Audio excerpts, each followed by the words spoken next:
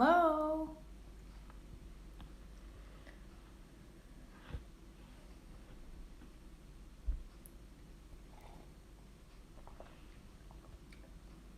Hello, everyone. Welcome to my live stream. We'll see how many people will join us.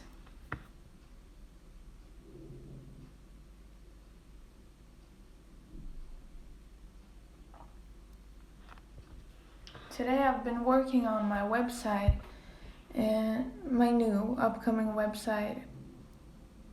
And I've been thinking every time I feel like, oh, this is not gonna work, this is not gonna be good enough for people to follow or be interested in. I'm looking for the blocks within myself that have created this pattern. And what I've found is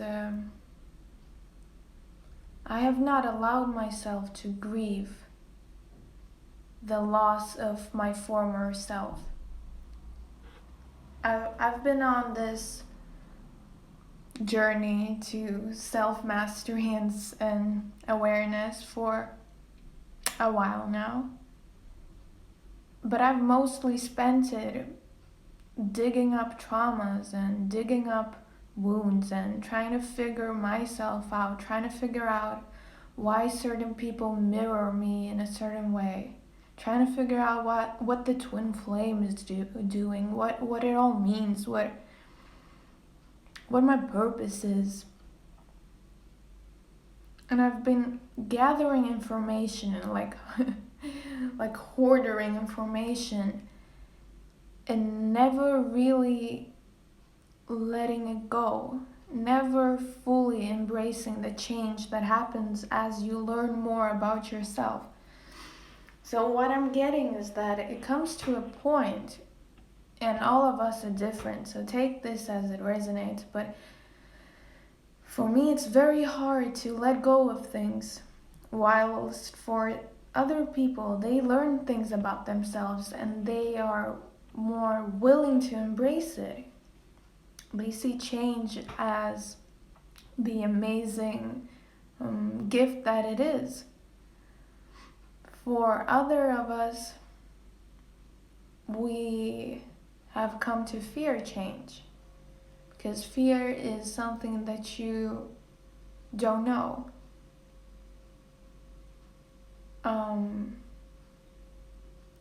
That's what you fear. You fear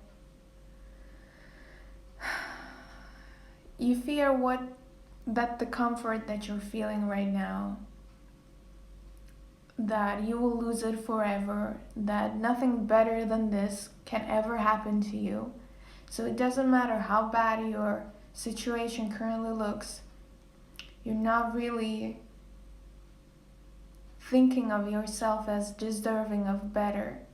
And that's probably the core of why people are afraid of change. I made some notes to keep me on track on what I wanted to touch upon today, and allowing myself the process of finishing up who I was and just allowing for that grief.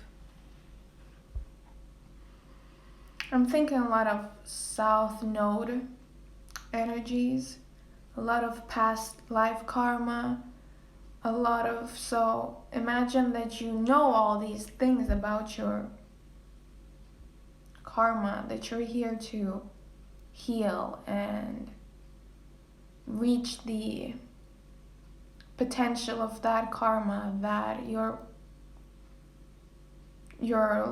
prior lifetimes have not been able to reach, or that your ancestors have struggled with, like generational curse. That's all South Node, in my opinion. So what happens when you've gathered all this information, when you see why things are a certain way, you actually have to grieve that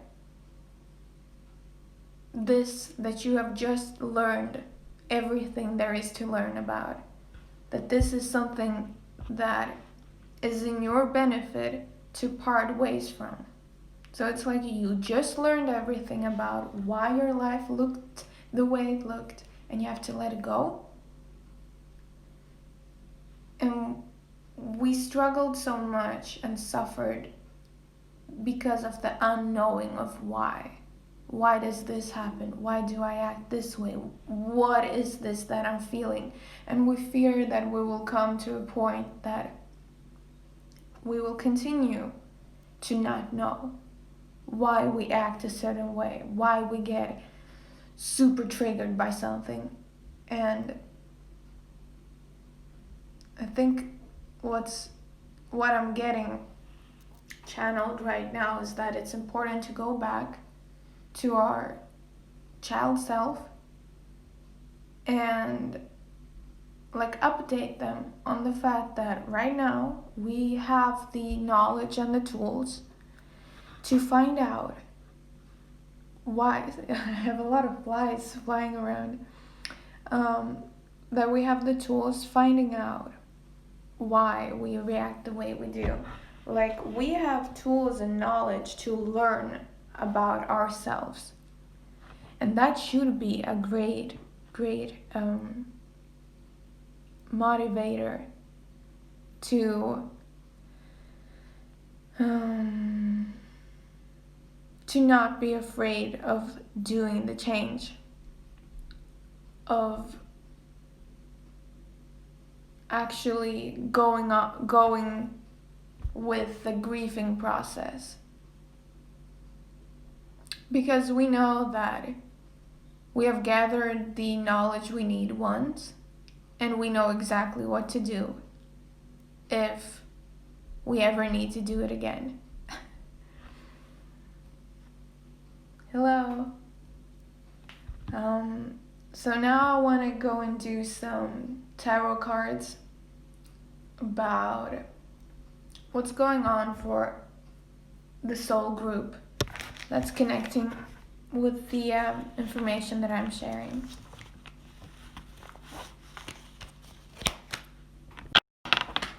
I'm back. So whatever messages that want to come through this full moon season. What's going on? What are some messages?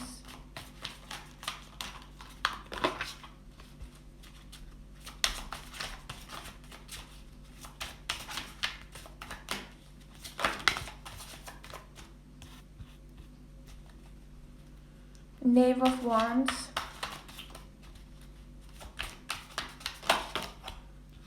Six of Wands.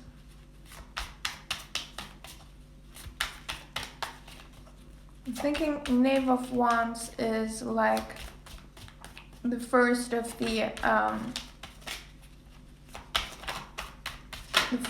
I want to call them the royal sets. What's it called? The page, the queen, and the king.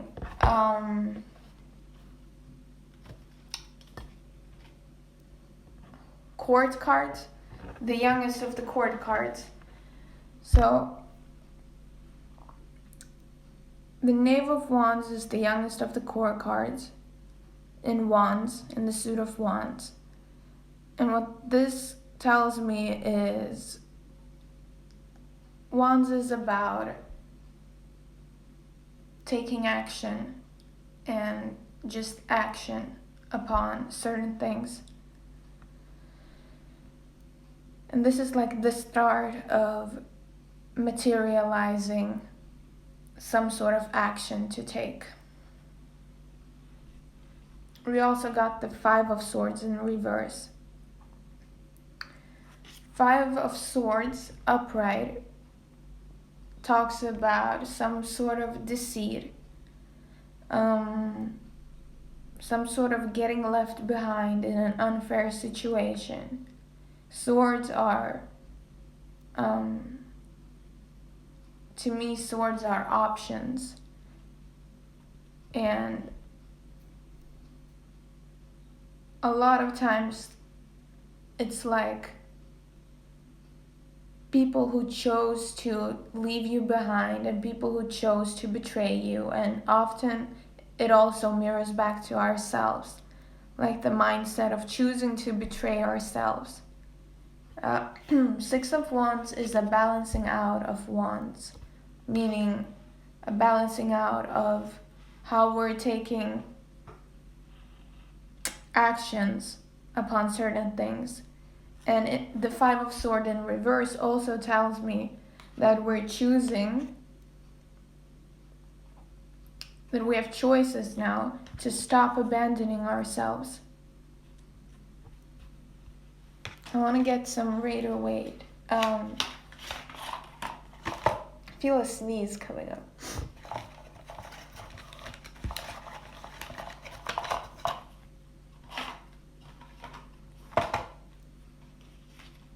But definitely the energy of investing in ourselves is something that has been coming up lately. And it's almost like there is no other option than to invest in ourselves. Like we have tried not to. And strength.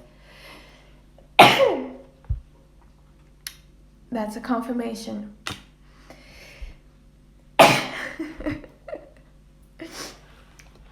For sure, there is no other way than to really deal with all the pain. We did some choices, internal choices, that brought us a lot of grief. But with the Strength card, we see the sign of the alchemist above her head, and it talks about transforming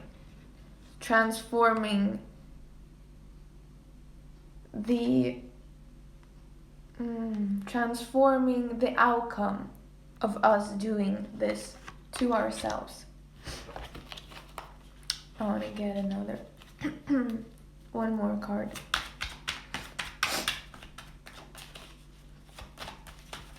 What else? We got the Ten of Wands and the Death card in reverse. Ten of Wands is not releasing opportunities. It's like taking up on more than you can handle. And Death in reverse, what I just got is like there is like this release of fear of starting new.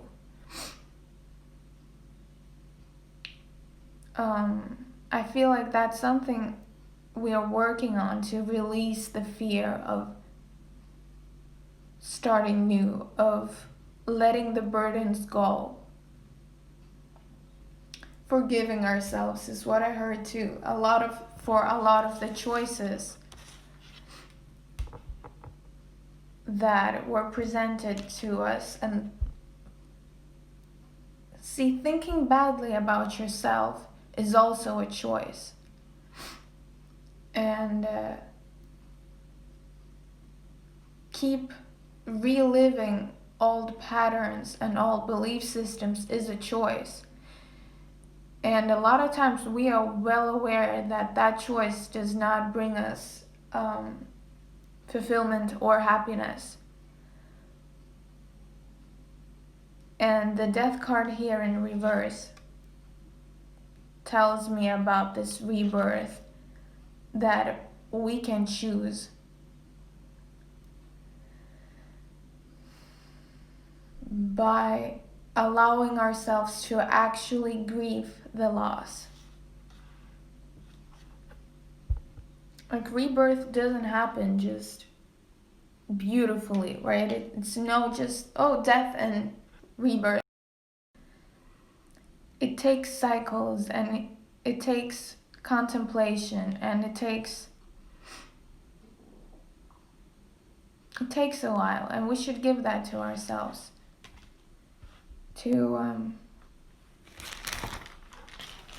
I don't feel stagnant energy.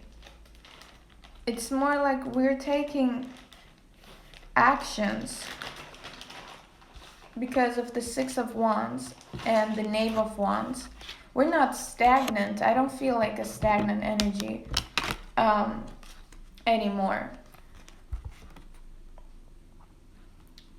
I feel like we're really taking the necessary steps to actually grieve. Grieve that what's most beneficial for us is to choose to let go of our former selves. Final message.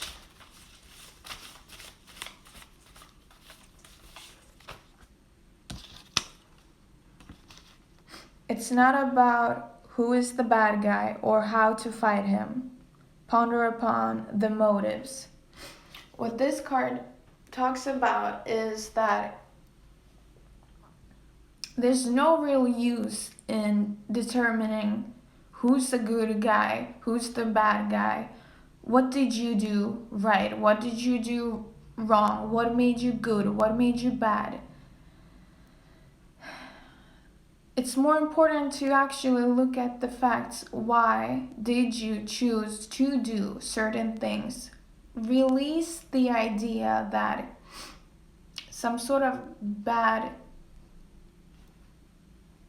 actions turn you into a bad person. No matter if it actually ended up hurting other people, right? Something that we would deem as really a bad action. It still does not make you a bad person. So really questioning the motives that you had, why you did certain things, why you chose certain thoughts, why you chose to not let go of certain patterns.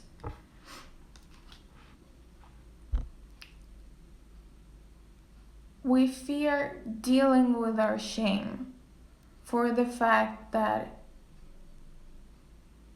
we fear that the shame is us, whatever we have shame around, that it is us. For example, if you're really ashamed for not getting a good grade, and this is childhood, I'm talking about when you went to school. So if you felt shamed for not getting a good grade, if you shamed yourself that you were not good enough because you did not get a good grade,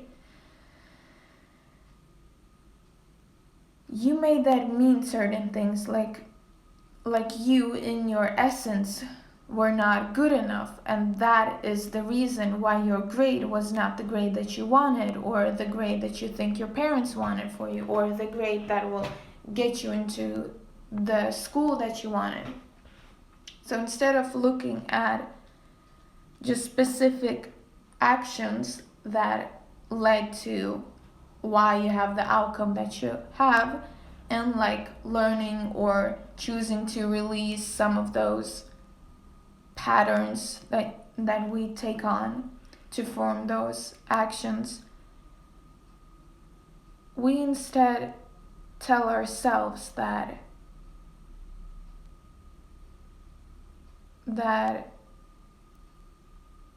it's us who is everything. No, it's us who are everything that we carry the shame around. So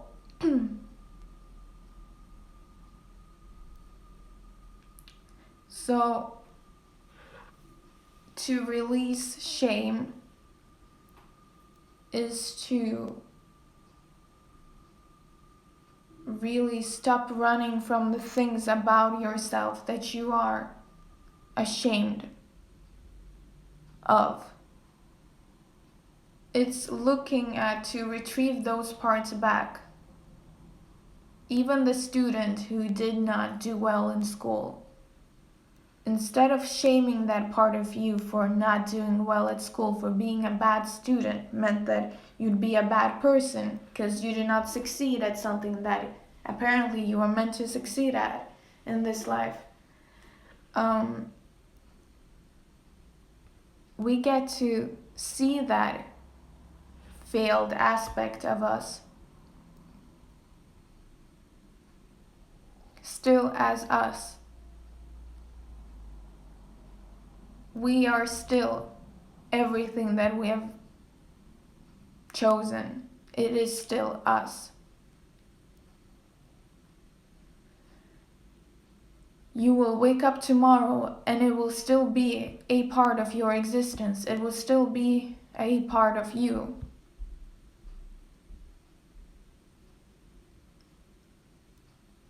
You stop fighting so hard with yourself as you release shame. Because you realize that all of that happened, all of that you're so afraid of that you might be, you already are. And somehow, maybe, we might be able to stop betraying ourselves and abandoning ourselves, even when we look at the fact that we already are all those things that we have been so ashamed of for being. And what this means is that you get to choose now, in this moment, what you do with all the experiences that you have. It's almost like saying, well, it's too late to feel ashamed for those things because I am those things already. I cannot unbe those. I cannot let go of those parts of me because that would be abandoning myself. And maybe whatever I'm ashamed of isn't bad. Maybe it doesn't make me bad. Maybe I can just choose to not do those actions again because I did not like the outcome. Maybe I can choose to not keep feeding those thoughts because I did not like the outcome. I did not like the reality that I created. But maybe, even if I didn't like certain choices and certain thoughts, maybe they still were not bad. Maybe I was not bad, even if I chose things, even if I thought things about myself.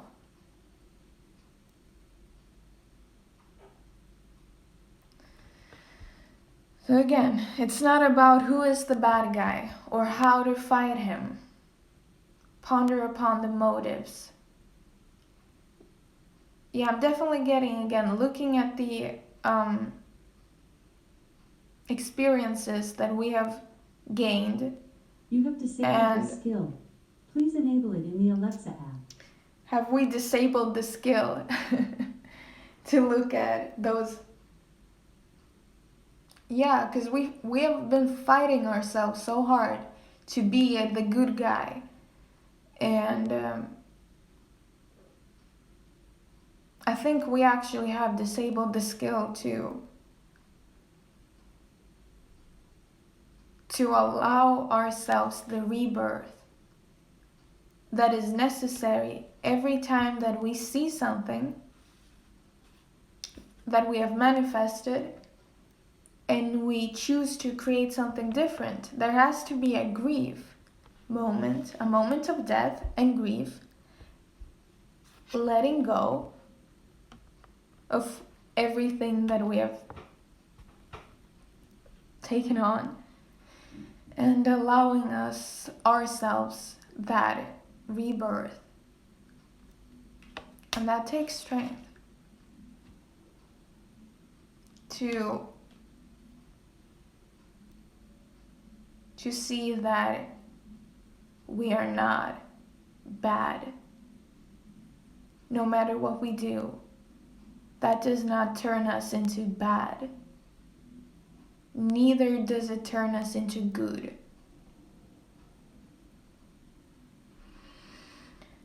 Okay, that was all for today. Thank you guys. Thank you, Hattie. Love you. Bye.